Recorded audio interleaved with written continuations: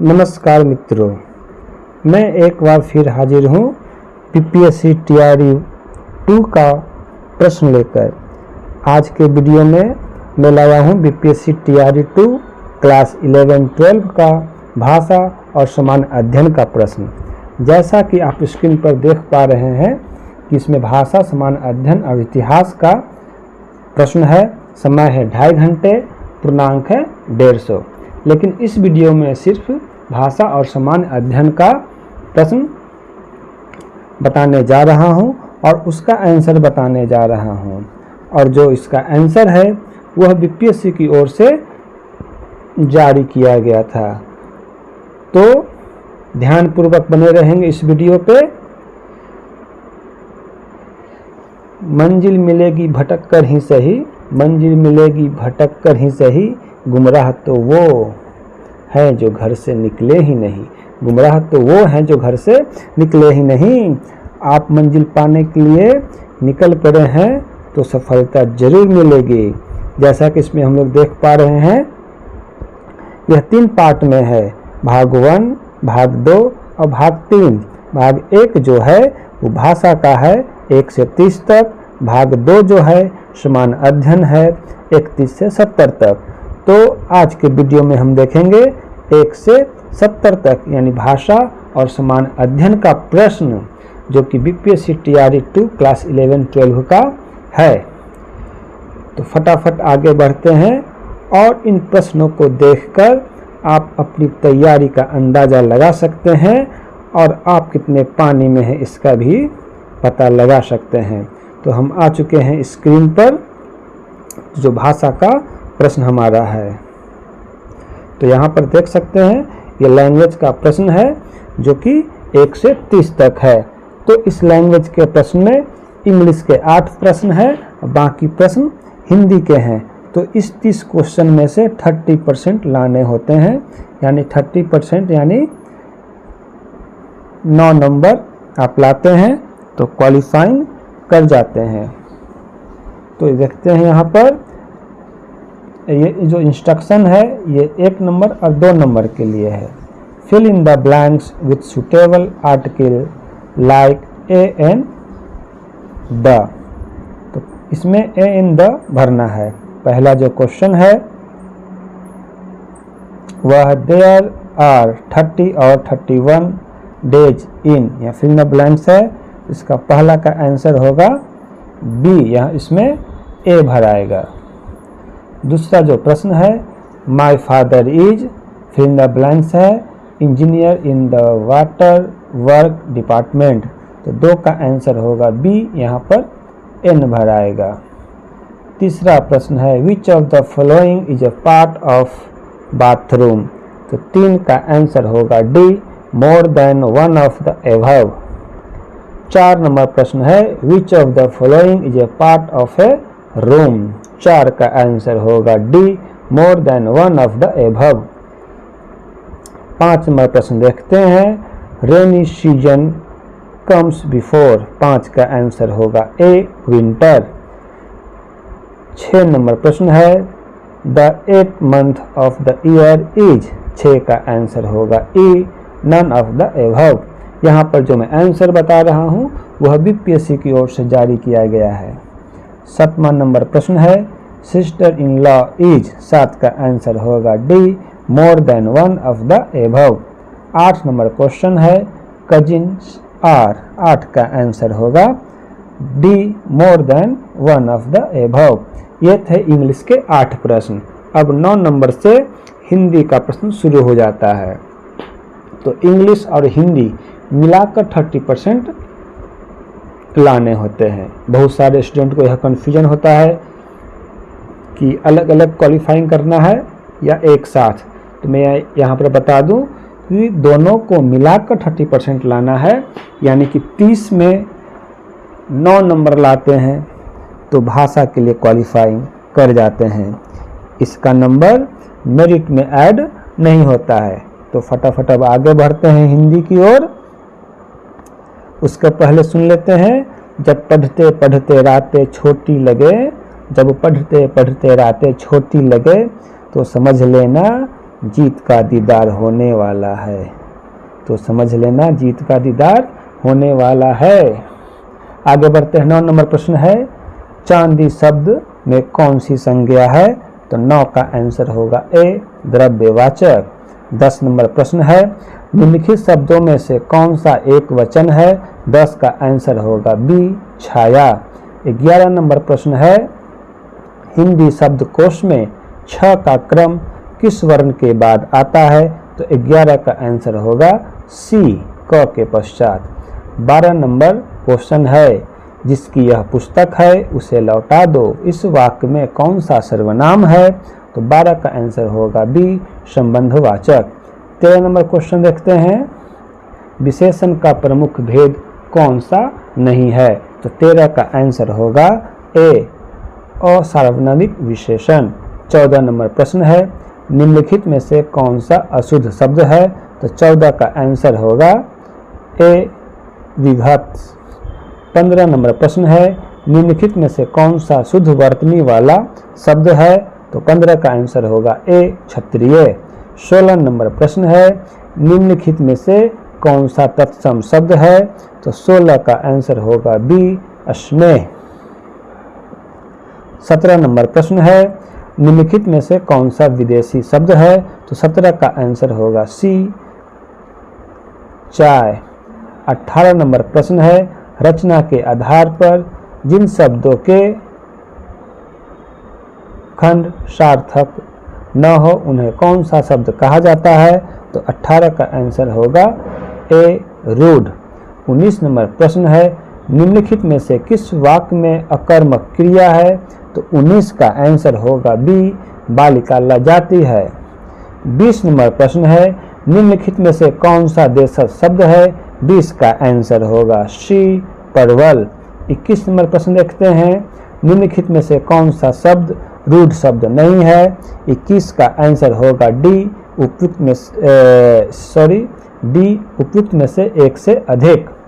22 number प्रश्न है, खारिज किस भाषा का शब्द है?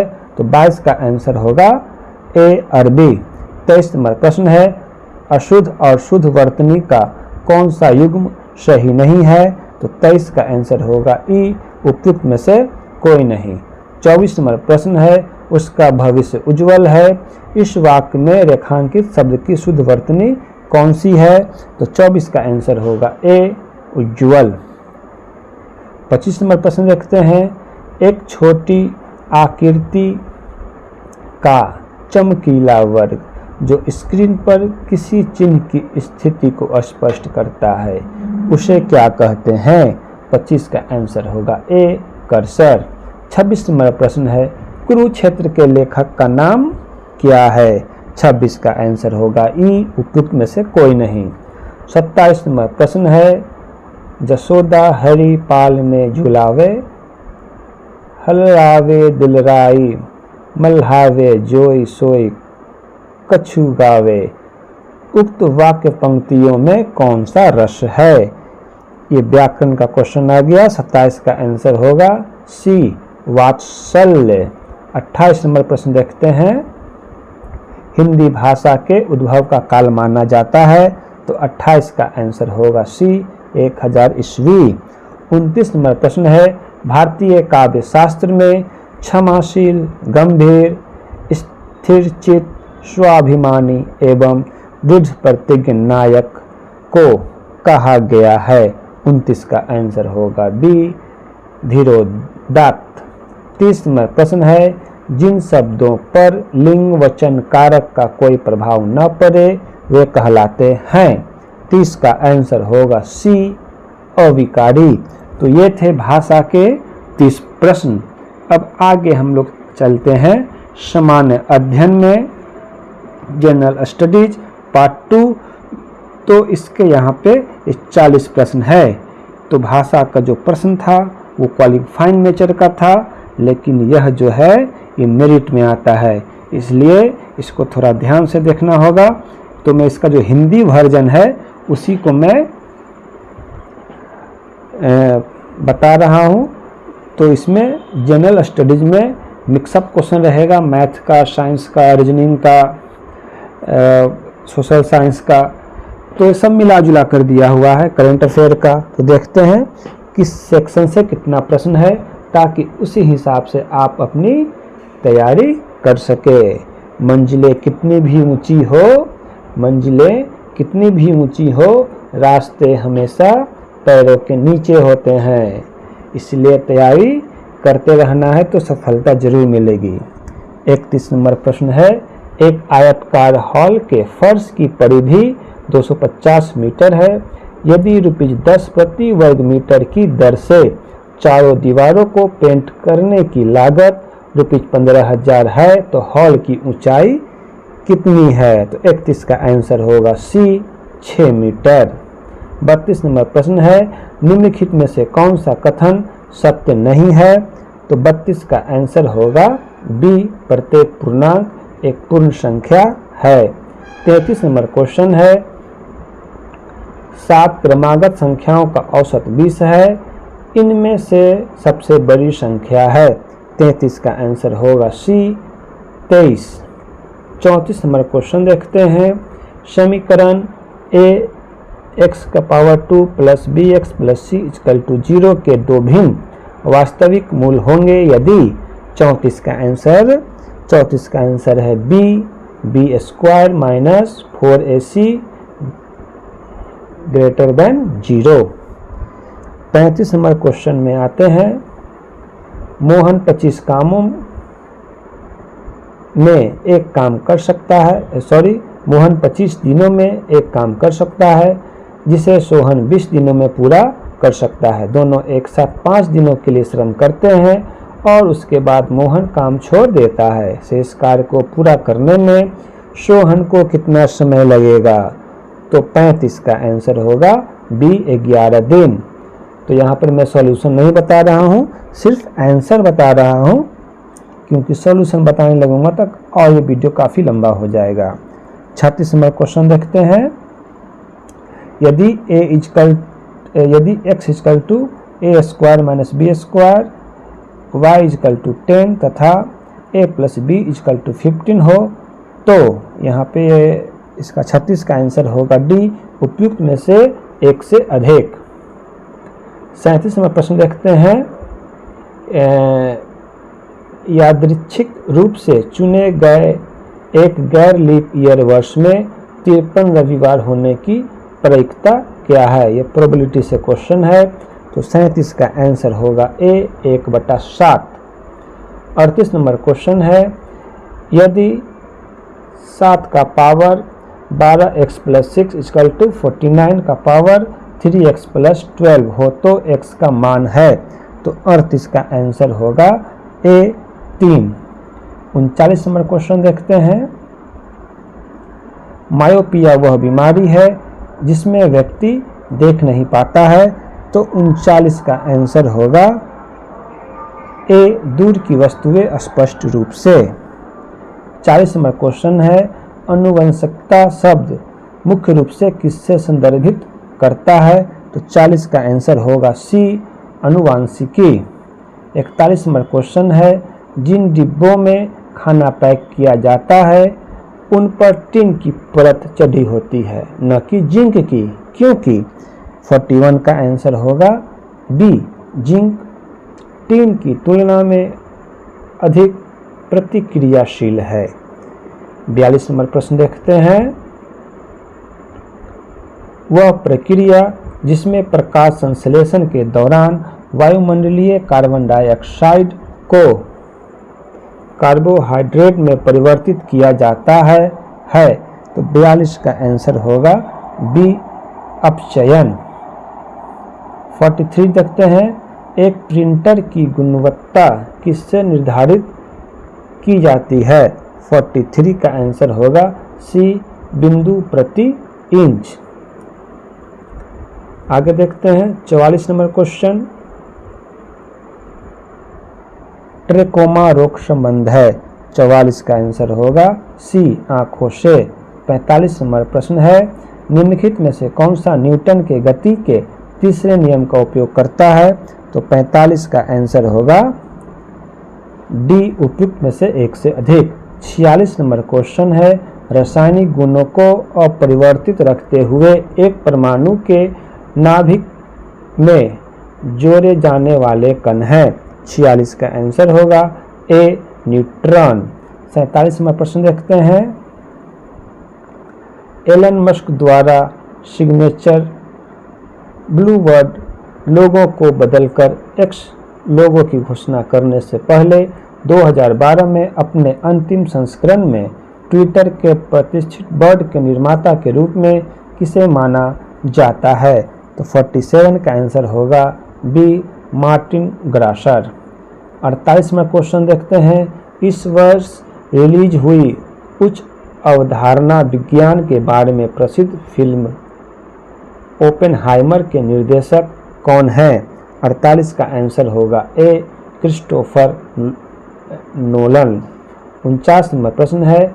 निम्नलिखित में से किसने राष्ट्रमंडल खेलों के 2026 संस्करण की मेजबानी से इसके आयोजन पर भारी अनुमानित व्यय के कारण अपना नाम वापस ले लिया है? तो 49 का आंसर होगा सी विक्टोरिया ऑस्ट्रेलिया।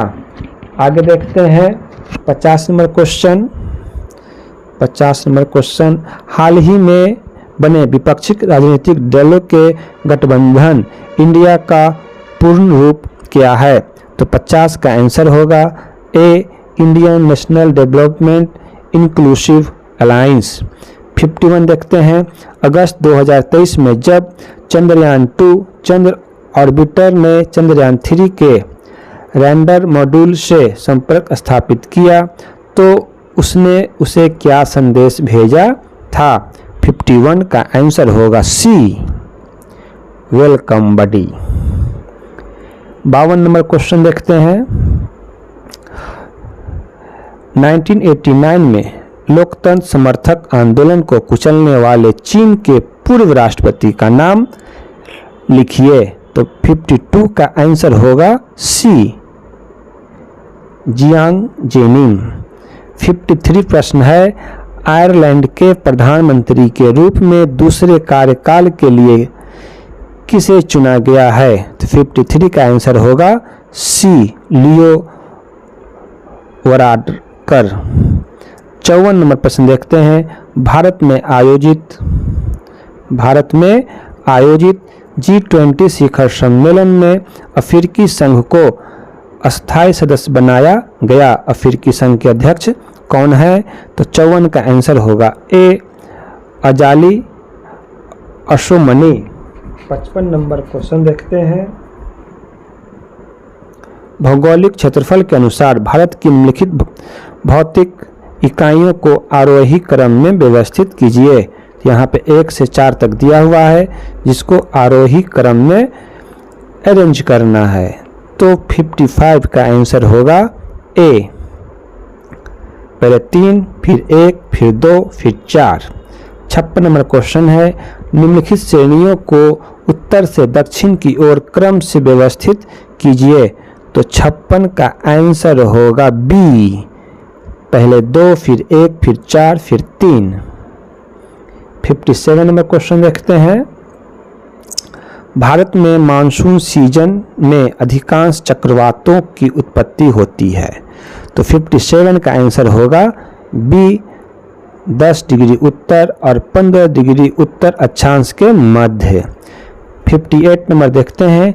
निम्नलिखित क्षेत्रों में से कौन सा भूस्खलन प्रवृत्त नहीं है? तो 58 का आंसर होगा बी पूर्वी घाट। 59 नंबर प्रश्न है। निम्नलिखित में से भारत का कौन सा तट उग्र उष्णकटिबंधीय चक्रवातों से सबसे अधिक प्रभावित है? 59 का आंसर होगा बी कोरोमंडल। 59 देखते हैं।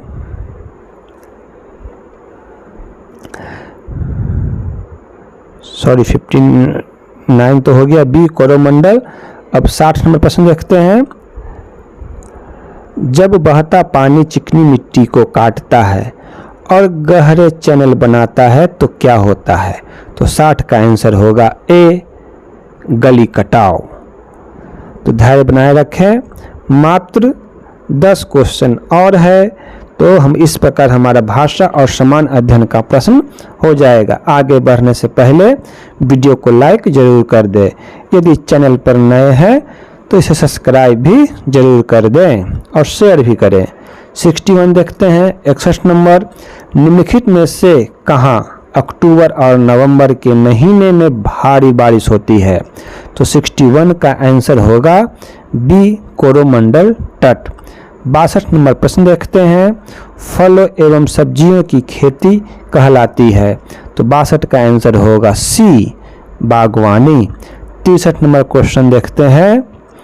बिहार में 1857 की क्रांति के दौरान पटना, आरा और शाहाबाद जिलों में किसने नेतृत्व प्रदान किया?